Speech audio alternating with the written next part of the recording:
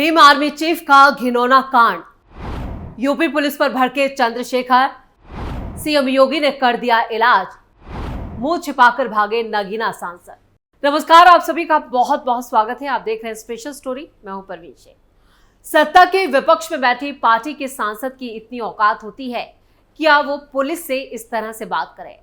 चंद्रशेखर रावण को कई बार पुलिस और उसकी औकात बताने की बात करते हुए देखा और सुना गया।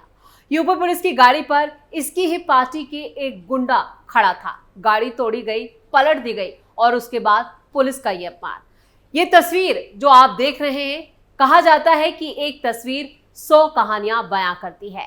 वैसे ये कहानी तो चंद्रशेखर भी बयां कर रहे हैं। चंद्रशेखर आजाद यानी भीम आर्मी चीफ और नगीना से सांसद, ये हैं जो इस तरह की भाषा का इस्तेमाल कर रहे हैं। आप इनके पूरे बॉडी लैंग्वेज को देखिए कि किस तरह से ये पुलिस से दादागिरी करते हुए नजर आ रहे हैं।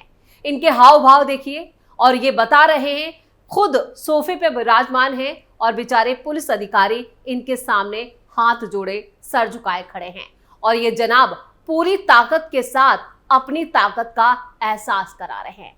वैसे चंद्रशेखर आजाद को ये ताकत मिलती कहां से है, ये भी एक बड़ा सवाल है कि जो ये बता रहे हैं कि पुलिस की क्या औकात है, यानी पुलिस को उसकी औकात दिखाना वैसे चंद्रशेखर आजाद को भारी पड़ गया। वो कैसे भारी पड़ा है वो भी हम आपको अपनी इस स्टोरी में बताएंगे, लेकिन इस तस्वीर को जरा गौर से देखिए। इस तस्वीर के कई पहलू निकलकर सामने आ रहे हैं कि किस तरह से इन्होंने इस पूरा घटनाक्रम, क्योंकि प्रयागराज में जो कुछ हुआ, वो बवाल, जो हिंसा, जिस तरह से पुलिस की गाड़ी को तोड़ा गया, वो सब इनके ही कार्यकर्ताओं ने किया, इनके ही पाले हुए गुंडों ने किया और इनके ही इशारे पर किया, ये भी साफ हो चुका है। और अब ये खुद सीबीआई जांच की बीन बजा रहे हैं।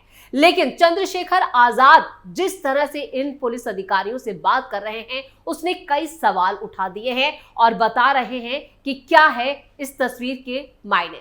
आपको बता दें कि चंद्रशेखर आजाद कोई पहली बार पुलिस से इस तरह का बर्ताव नहीं कर रहे। वो कई बार कैमरों पर कैद हो चुके हैं पुलिस के साथ इस तरह की दादागिरी करते हुए, जो खुद कई मामलों में अब फंस चुके हैं, लेकिन पुलिस के साथ वो इस तरह का दुर्व्यवहार कर रहे हैं, जो बता रहा है कि ये ताकत उन्हें कहां से मिलती है। सियासी पार्टी यानी एक खास वोट बैंक के दम पर यहां पर अहंकार से भरे चंद्रशेखर आजाद बार बार पुलिस को उसकी औकात दिखा रहे हैं और यही औकात बाद में पुलिस ने चंद्रशेखर आजाद को भी दिखा दी। प्रयागराज में हुए बवाल को लेकर भीम आर्मी प्रमुख चंद्रशेखर आजाद ने भी एक बड़ा बयान दिया। उन्होंने कहा है कि ये पूरी घटना एक गहरी साजिश का हिस्सा है और उनके कार्यकर्ताओं को जानबूझकर फंसाया जा रहा है।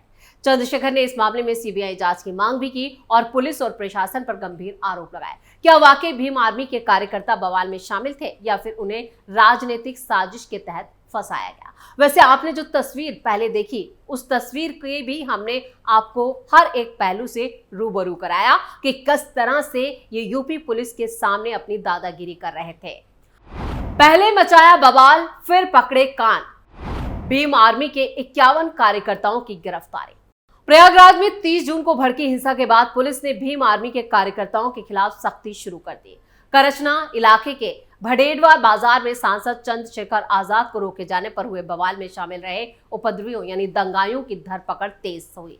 अब तक 51 कार्यकर्ताओं को गिरफ्तार किया जा चुका है, यानी इनके जो चीफ पुलिस के साथ जो बर्ताव कर रहे थे उसका हिसाब, यानी इनकी हेकड़ी निकाल दी गई। पुलिस पर हमला करने वाले और सरकारी वाहनों को नुकसान पहुंचाने वाले कार्यकर्ताओं को वीडियो फुटेज के आधार पर पहचाना गया और पुलिस ने धर दबोचा।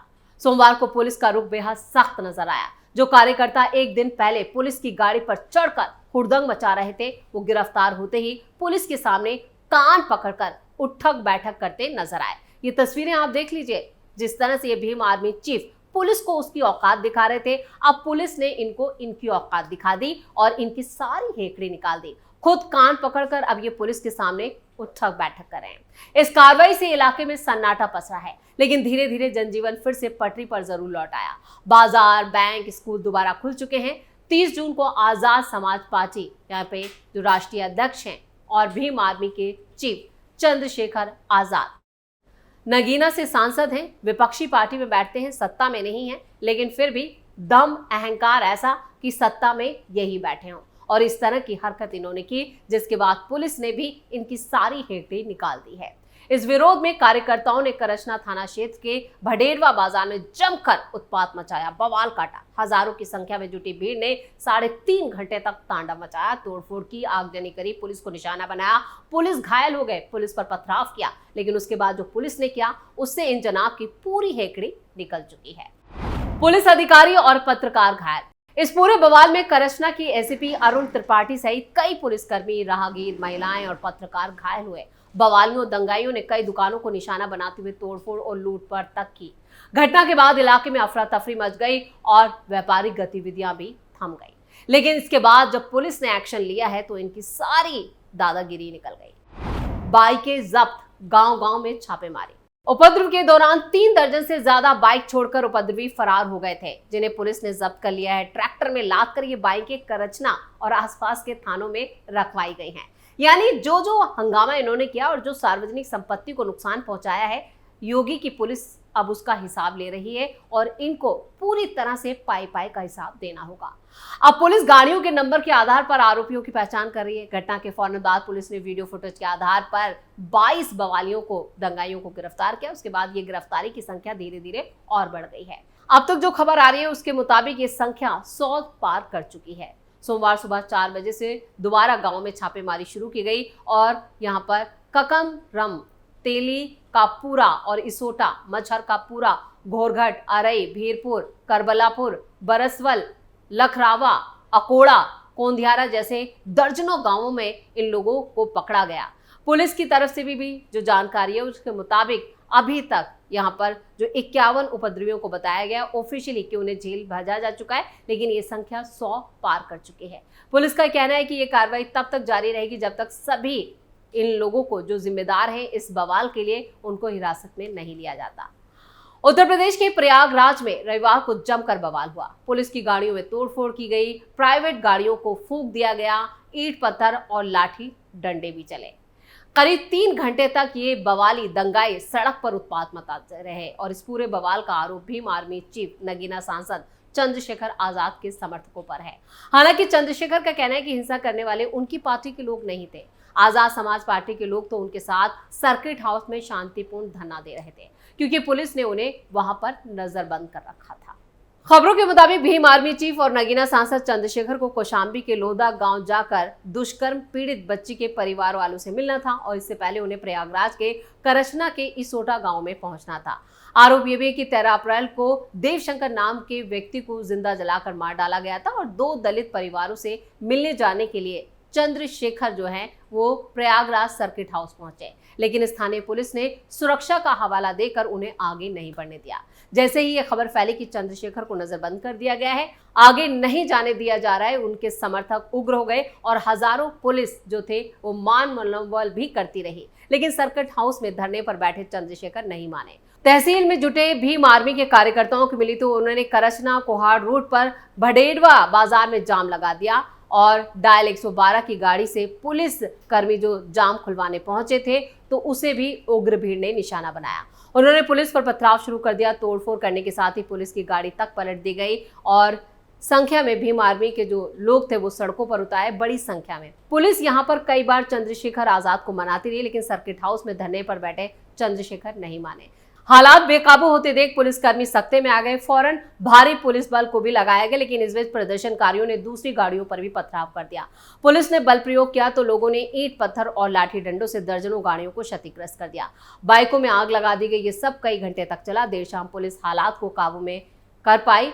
फिलहाल करछना में इस घटना के बाद अब इलाके में शांति व्यवस्था कायम है। मौके पर भारी पुलिस बल को तैनात कर दिया गया है। साथ ही पुलिस ने आरोपियों की धरपकड़ तेज कर दी है और साथ ही साथ उनके जो पोस्टर हैं वो भी कई इलाकों में चस्पा किए गए हैं। अब तक 100 से ज्यादा लोगों को अरेस्ट किया गया है। दर्जनों बवालियों को चिन्हित भी किया गया है। वीडियो फोटो के जरिए इनकी धरपकड़ जारी है। तोड़फोड़ आगजनी करने वाले लोगों पर गैंगस्टर और एनएसए के तहत कार्रवाई भी की जा रही है। चंद्रशेखर आजाद ने कहा है कि मैं कौशाम्बी और करछना जाना चाहता था, मुझे कानून व्यवस्था की जो स्थिति है उसका हवाला देकर रोका गया और यही यहाँ पर गलती कर गए और पुलिस ने यह भी कहा कि कुछ देर बाद जाने दिया जाएगा, लेकिन फिर वापस भेज दिया गया। हंगामा करने वाले लोगों में मेरे समर्थक नहीं है, मेरे लोग शांतिपूर्वक मेरे साथ सर्किट हाउस में बैठते हैं।